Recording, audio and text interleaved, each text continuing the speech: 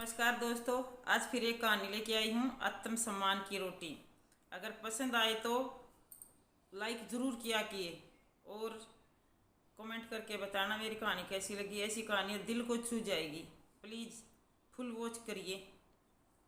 तो कहानी शुरू करते हैं। माँ, तुमसे कितनी बार कहा है मेरे दोस्त के सामने बार बार यूँ खांसी मत खाया करो, अच्छा लगता है क्या? घर में कोई आए और तुम हर समय खांसती रहो, शायद पता नहीं तुम्हारी खांसी की आवाज़ से परेशान होकर मेरे दोस्त यहाँ से जल्दी चले गए। एक दोस्त तो यह भी कह रहा था कि उस दिन तुम्हारी माँ बहुत खांस रही थी, अब तक उनकी खांसी गई नहीं क्या? कहीं उन्हें कोई गंभीर रोग तो नहीं? हमें यहाँ आना बंद करना पड़ेगा। और हितेश, तेरे परिवार का ध्यान रख, वरना कहीं इनकी वजह से तेरे परिवार को कुछ रोग न हो जाए। माँ, आप अपने कमरे में से ज़्यादा बाहर मत निकला कीजिए। हितेश गुस्से में अपनी माँ कलावती जी से बोले। हितेश पीछे से हितेश की पत्नी सीमा बोली, हितेश, मैं तो तुम्हारी माँ को समझा समझा कर थक गई, मगर इनके कानों तो जूं तक नहीं रेंगती। पूरे घर में यूं ही खांसते खांसते घूमती रहती है। इन्हें तो इतना भी पता नहीं कि मुंह पर हाथ रख कर खांसी रखनी खानी चाहिए। घर में दो छोटे बच्चे भी हैं, कम से कम इनके बारे में सोच लेती, मगर इन्हें अपने कमरे में एक जगह बैठा ही नहीं जाता। कलावती जी बोली, तुम दोनों के पास न तो मेरे लिए समय है और न ही मेरे लिए पैसे। घर के इलाज कर करके थक गई हूँ, मगर खांसी में कोई फर्क नहीं पड़ रहा। फिर भी तुम लोग मुझे अस्पताल लेकर नहीं जाते, उल्टा कहते हो कि खांसी मत खाओ। खांसी भला कोई जानकर बुखार बूझ कर खाता है क्या? कितनी बार कहा मुझे डॉक्टर को दिखा आओ, मगर तुम दोनों को इस बुढ़िया की फिक्र कहाँ? सीमा हाथ जोड़कर बोली, माँ, आप अपने कमरे से बाहर मत निकला कीजिए, बस इतनी मेहरबानी कीजिए। हाँ, नहीं है हमारे पास आपके लिए पैसे। मेरे भी दो बच्चे हैं, उनकी जिम्मेदारियां पूरी करें या आपके पीछे पैसे लुटाए? आपको तो बस बैठे बैठे मुफ्त की रोटी तोड़नी आती है, काम की न काज की। दुश्मन अनाज की दुश्मन दुश्मन अनाज की। कलावती जी बोली, बहू, अब तक तो सारे घर का काम तुम मुझसे ही करवाती आई हो। तुमने तो सिर्फ बच्चे बड़े करने में अपनी उम्र बिताई है, मगर मैंने इस मकान को घर बनाने में अपनी उम्र बिताई है। घर का एक एक कोना सजाया है मैंने, घर की साफ सफाई से लेकर रसोई भी संभालते हुए आई हूँ मैं। मगर आज जब इतने दिनों से यह बुढ़िया खांसे जा रही है तो किसी को रत्ती भर फिक्र नहीं। हितेश बोला, माँ, सीमा बिल्कुल सही कह रही है। अब आपकी तो उम्र हो चली है, मगर मेरे बच्चों के सामने तो पूरा भविष्य पड़ा है।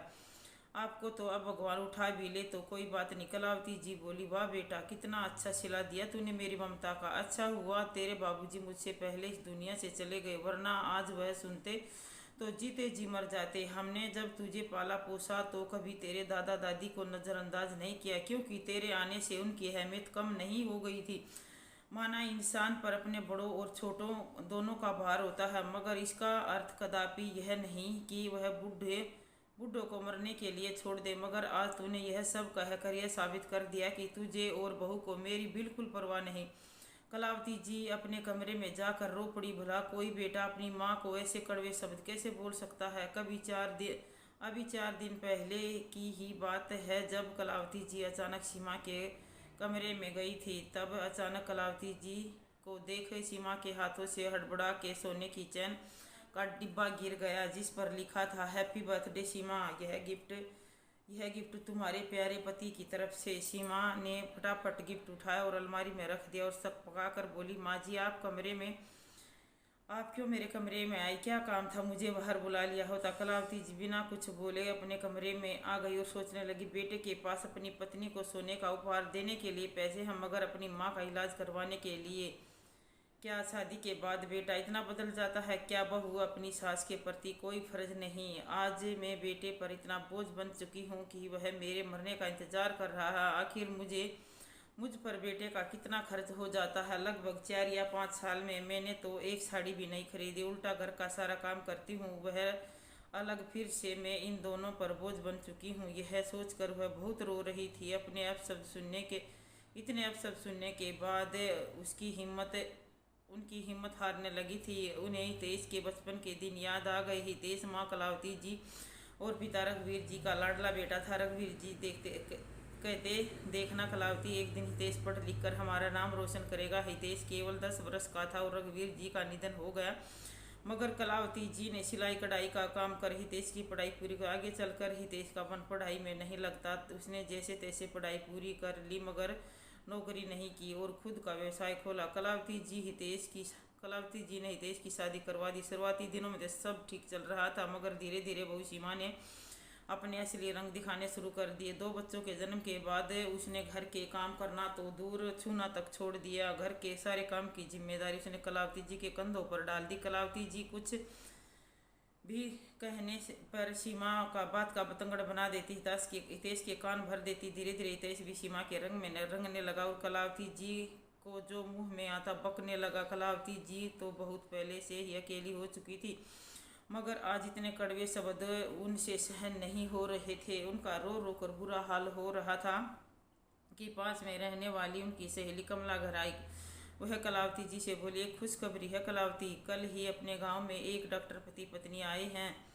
सुना है विदेश से आए हैं जो हम जैसे बूढ़ों का मुफ्त इलाज कर रहे हैं। उनके साथ उनका 6 साल का बेटा भी है। सुना है थोड़े दिन यहाँ भारत में ही रहेंगे ताकि हम जैसे बूढ़ों का मुफ्त इलाज कर सके। कलावती जी खुश होकर बोली, क्या वो है मेरा भी इलाज करेंगे? कमला बोली, मैं अभी सुबह ही उनसे अपना इलाज करवा कर आ रही हूँ। कलावती तू अभी चल मेरे साथ, तुझे भी बहुत समय से खांसी है। कलावती जी भी कमला के साथ उन डॉक्टर दंपति के पास पहुंची और अपना इलाज करवाती है। उनमें से जो लेडी डॉक्टर थी वह कलावती जी से कहती है, माँ जी आपको एलर्जी वाली खांसी हो गई है, आपको धूल मिट्टी से दूर रहना होगा, इसलिए आप घर में साफ सफाई के काम से थोड़ा दूर रहिएगा। अगर सफाई करनी भी पड़े तो मुंह पर रुमाल लपेट लीजिए।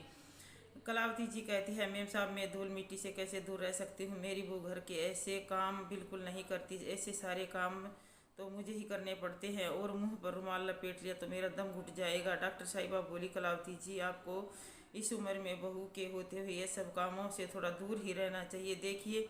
अब देखिए आपको कितनी ज़्यादा खांसी हो गई है जो रुक ही नहीं रही। फिलहाल मैंने आपको दवाइयाँ दे दी है मगर आपको 1 हफ्ता रोज यूं ही मेरे पास आना पड़ेगा ताकि मैं आप में हो रहे बदलाव को देख पाऊँ।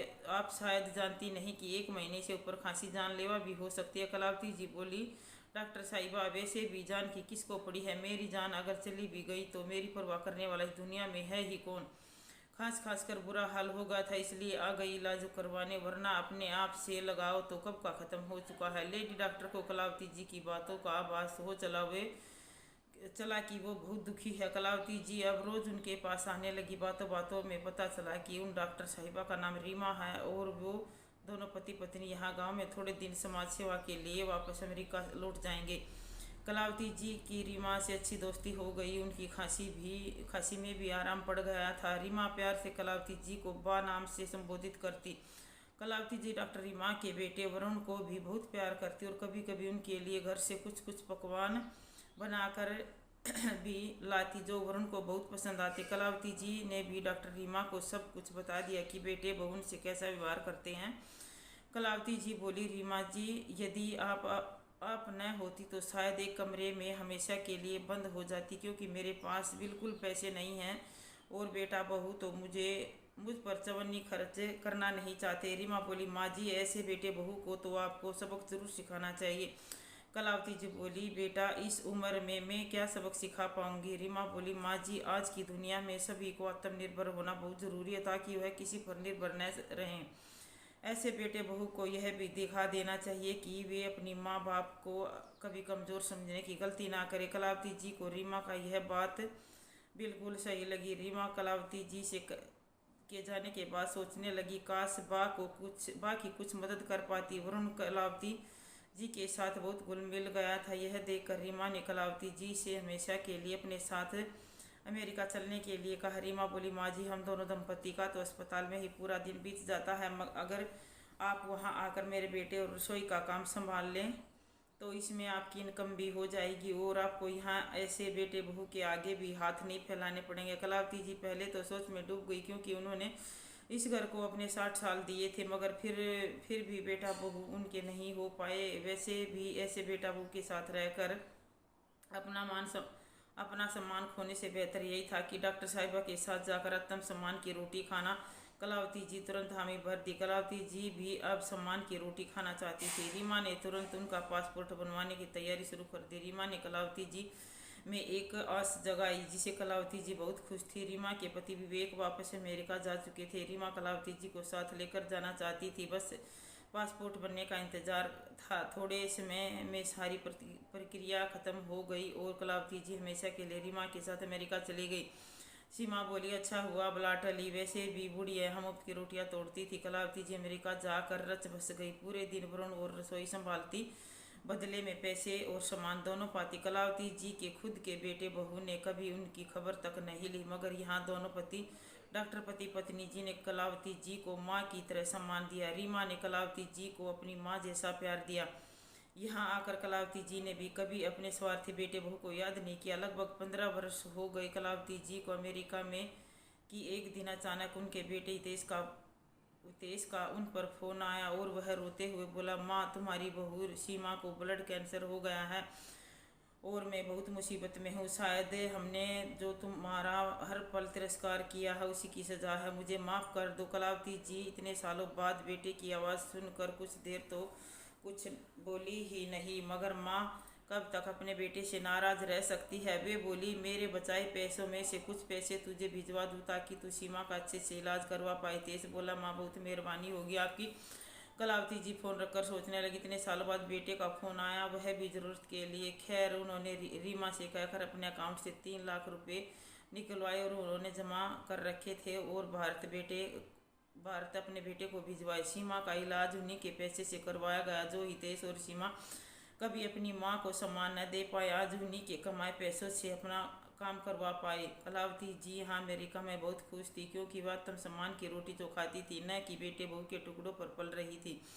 उन्होंने कभी नहीं सोचा था कि जिंदगी उन्हें नया मौका देगी। वे तो यही सोचकर हिम्मत हार गई थी कि शायद अब पूरी जिंदगी बेटे बहू के ताने सुनने पड़ेंगे, मगर भगवान ने उन्हें फिर से नया मौका दिया था, नई जिंदगी दी थी जो आत्मसम्मान के साथ गुजर बसर कर रही थी। तो दोस्तों, हमें अपने घर के बूढ़ों और बुजुर्गों का बहुत सम्मान करना चाहिए, ना कि उन्हें मजबूर कर देना चाहिए कि उनका प्यार हमारे प्रति हमेशा के लिए ख़त्म हो जाए। कभी भी किसी को इतना कमज़ोर नहीं समझ लेना चाहिए कि वह तुम्हारे बगैर कुछ नहीं कर सकता, क्योंकि जिस भगवान ने हम सभी को धरती पर भेजा है उन्होंने हमारे भरण पोषण का भी इंतजाम कर रखा है। अपने घर के बड़े बूढ़ों को इतना मजबूर मत कीजिए कि उन्हें इस उम्र में अपने लिए आत्मसम्मान की रोटी की खोज में निकलना पड़े। इस कहानी के प्रति आपकी क्या राय है? तो दोस्तों, क्या कलावती ने सही किया रीमा के साथ अमेरिका जाकर? और बताना मेरी कहानी कैसी लगी, दिल को छू जाएगी ऐसी कहानी है।